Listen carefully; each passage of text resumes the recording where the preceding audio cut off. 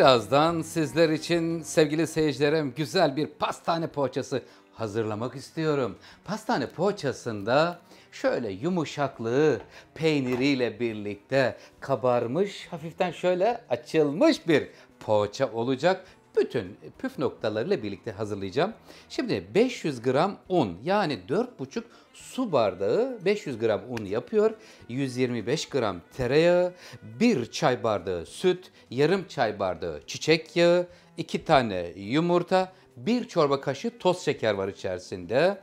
1 paket instant maya, ya unla karışan mayadan 1 çay bardağı da suyumuz var. Tuz var. Yani tuz konusunda serbestseniz ben bir tatlı kaşık koyacağım ama isterseniz azaltabilirsiniz de olur ya, tansiyon durumunu, dengeleri bozmayalım diye söylüyorum. Bir kez daha hazırlarken de malzemeleri tekrar etmek istiyorum. Öncelikle 1 paket instant mayayı unun üzerine döküyorum. Döktükten sonra hemen buranın üzerine bir tatlı kaşığı, çok dolu değil. Bakın şöyle, fazla olmasın. Tuzu eksik olmasında problem yok ama fazla olursa problem var. Çünkü hem gerçek pastane poğaçasının tadını da alamamış oluruz. Sağlık açısından da uygun değil. 1 çorba kaşığı toz şekeri de ilave ediyorum. Evet, şeker, un, maya, tuz bir güzel karıştırılıyor öncelikle. Haydi bakalım. Bismillahirrahmanirrahim. Yiyenlere şifa olsun diyoruz. Pastane poğaçası geliyor Oktay Usta'dan.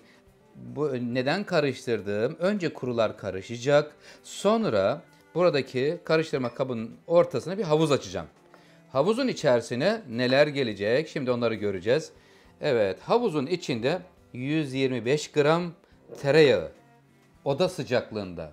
Oktay Usta, ne kadar oda sıcaklığında diyebilirsiniz.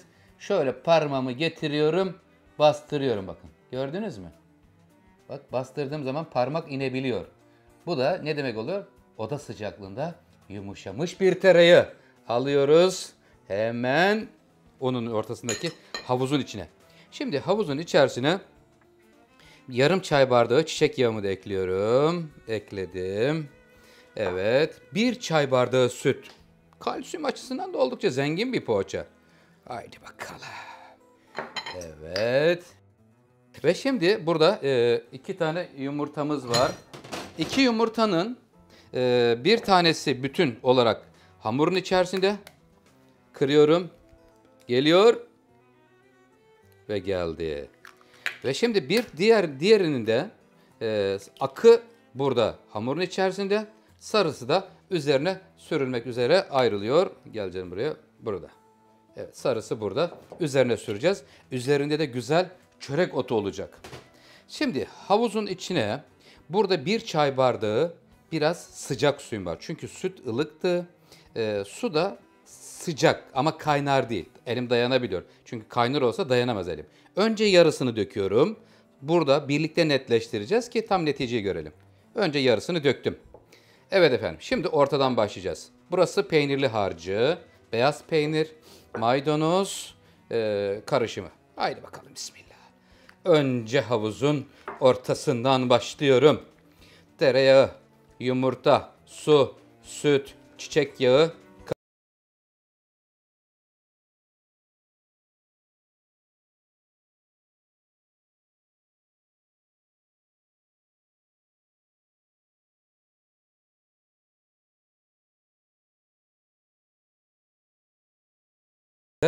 yarım çay bardağı sıcak su geliyor. Tamam. Şimdi buradaki aparatları kaldırıyorum. Tezgahın üzerine bir yoğrulma bölümüne geçiyorum. Sevgili seyirciler, şimdi hamurumuzun kıvamı ortaya çıktı. Yalnız pastane poğaçasının hamurunun bir yoğrulması gerekiyor. Tezgahımızın üzerine şimdi un serpiyor ve hamuru alıyorum. Buranın üzerine de hafiften şöyle un serpiyorum ve kulak memesi yumuşaklığında bir hamur elde etmemiz gerekiyor. Şimdi bazen şöyle sorular gelebiliyor. Oktay Usta, benim poğaçam biraz sert oluyor diyenler olabiliyor. Hamurun kıvamının yumuşaklığı çok önemlidir. Kulak memesi yumuşaklığında olmalı. Yağlar orantılı olmalı. İyi mayalandırılmalı. Güzel pişirildiği zaman bir de ılık servis ettiniz mi sizin poğaçanız nefis bir poğaça olacak. Evet efendim. Pamuk gibi bir hamur. Ele yapışmayan, güzel yumuşacık bir hamur oldu. Evet efendim.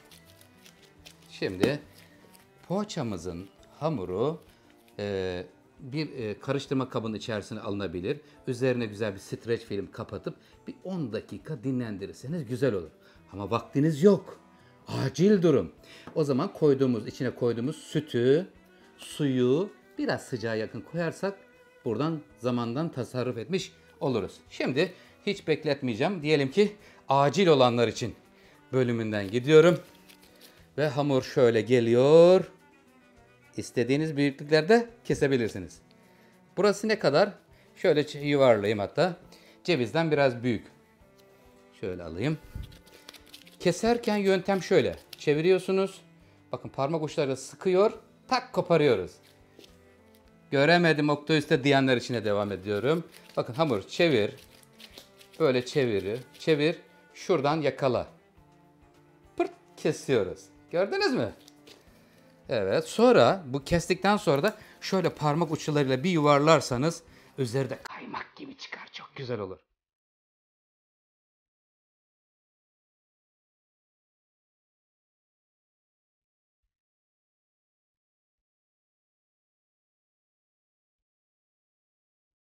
Evet.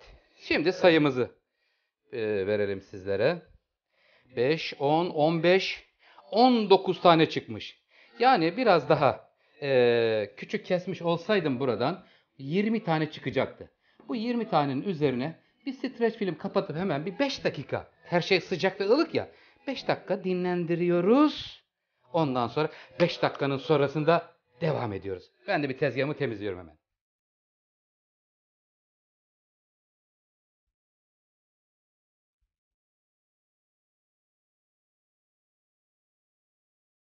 Benim değerli takipçilerim, nemli bezi kapatmıştım. Şimdi nemli bezi açıyorum. Güzel. 19 tane çıktı. Evet efendim, hamurumuzdan ama bir tık küçük olsaydı 20 tane çıkabilecekti. Şimdi içlerine peynir koyacağım. Peynir koymadan önce elimi şöyle una batırıyorum. Yani elimin şurasındaki bölümünü ve şimdi üzerine bastıracağım burada. Şöyle bastırıyor tam ortadan. Güzel şöyle bir oyuklar çıkıyor ortaya.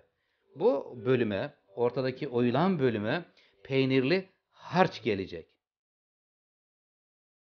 Güzel şöyle. Güzel oldu.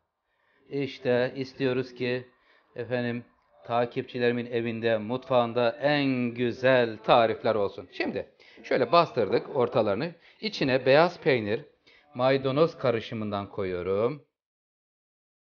Güzelce ne? Biraz da kaşar peyniri koyarsanız güzel olur. İnce yerinden rendelenmiş rendenizin harika olur.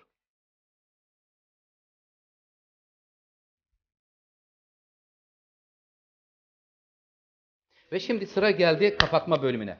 Kapatma bölümünde şimdi buradan başlamak istiyorum. Sizlere en yakın bölümden.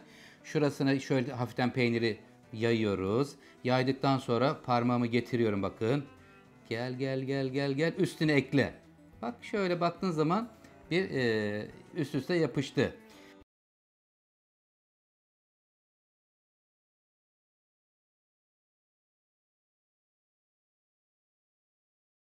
Şimdi poğaçalarımız tamamen kapandı. Birbirine yapıştılar. Şimdi fırın tepsim burada hazır. Hemen yanıma alacağım fırın tepsisini. Şimdi sizlerle asıl detayı paylaşmak istiyorum. Avuç içine aldım. Aldıktan sonra birbiriyle yarım ay şekline geldi ya. Tam şuraya bakın. Küçük parmak uzunlamasına geliyor. Hafiften bastırıyoruz. Birazcık güldüreceğiz. Yani içindeki peynir şuradan kendini göstermiş olacak. Evet, hemen alıyorum tepsinin içerisine. Hatta peyniri biraz daha yakın olanlardan bir tane seçeyim isterseniz. Neredesin? Gel bakayım. Sen gel bakalım. Evet, bu geliyor. Evet, yapışmış. Ortadan bastır. Peynir görünsün. Şuradaki hafifte böyle bir ezilme var bakın burada. Şuradaki bastırma, şuradakinin şöyle gülen bir dudak gibi de oluyor aynı zamanda. Evet, ve şimdi burada yağlı kağıt serilmiş tepsiye alıyoruz. Efendim Güzelce poğaçamızı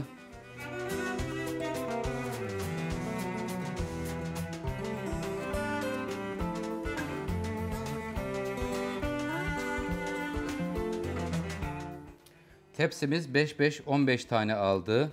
Diğerini ayrı bir kaba koymak istiyorum. Çünkü sıkışırlarsa birbirlerine yapışıyorlar. Şimdi buranın üzerine asıl önemli püf noktasından bir tanesi final mayalanma burada gerçekleşiyor. Final mayalanmada yine ıslak bezimizi, nemli bezi kapatacağız. Çok ıslak değil, hafif nemli. Üzerine kapatıyoruz. Ilık ortamda yarım saat mayalandırıyor ve sonra yumurta sarısı çörek otuyla buluşuyor. Sonra 190 derecelik ısıtılmış fırına gidiyor. İyi uykular canım. Sevgili seyirciler, şimdi poğaçamızı mayalanması tamamlandı. Açıyorum örtüsünü. Ilık ortamda yaklaşık olarak 1 saate yakın beklettim. Çünkü bu defa bayağı bir inatçı çıktı. Mayalanmakta böyle bir şey yaptı, ağırdan aldı filan. Ama sonunda nihayetinde mayalanma tamamlandı. Bastığımızda yumuşacık olmuş, biraz da harekete geçmişse tamam demektir. Şimdi üzerine yumurta sarısı süreceğim. Biraz az bir şey yağla karıştırdım, sıvı yağ ile. Ve şimdi üzerine yumurtanın sarısını sürüyoruz. Bu kızarmasına yardımcı oluyor. Ölçümüzden 19 tane çıkmıştı. İçi peynirli, güzel, orijinal bir pastane poğaçası. Evet. Şimdi üzerinde çörek otu serpmek istiyorum. Çörek otu hem şifalı hem de peynirli olduğu için yakışır. Yani yakışması da önemli. Üzerine serptiğimiz ürünlerin birbiriyle uyumlu olmasına önem veriyoruz. Evet efendim, tamam. Kalan 4 taneye de ayırdım. Çünkü toplamda 19 taneydi. Burası 15 tane. Ve şimdi üzerine çörek otu serpiştiriyorum. Şifa niyetiyle. Oo, ben çok severim çörek otunu. Sevenler biraz fazla koyabilirler. Ama isterseniz çörek otuyla susam da karıştırabilirsiniz. Siz bilirsiniz. Tamamen tercih diyoruz. Ve şimdi mayalanmış olan poğaçalarımız 180 derecelik ısıtılmış fırına gidiyor. Eğer vaktiniz kısaysa, hızlı mayalandırmak istiyorsanız, öyle yarım saat, 1 saat vaktim yok diyorsanız da 100 derecelik fırına getiriyorsunuz ısıya fırınınızı. 100 derecede 15 dakikada hızlı mayalandırma yaptırıyor. Ve sonra da fırından alıyorsunuz. 5 dakika bekletiyorsunuz. Fırın 180 dereceye çıkıyor. Sonra da pişiriyorsunuz. Haydi bakalım. Fırının orta katına gidiyor poğaçamız. Güzel bir demlenmiş çayla birlikte sunum yapmak istiyorum.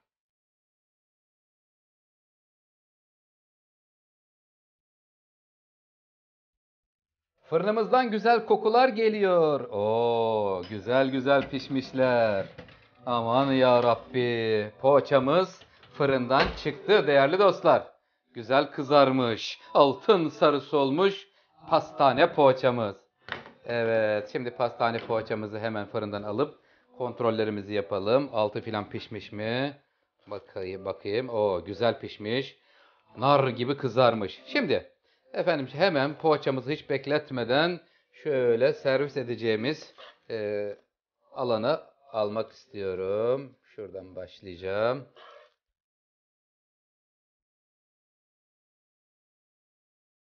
Sevgili seyircilerim, Oktay Usta'dan bugün sizlere bir pastane poğaçası tarifi geldi.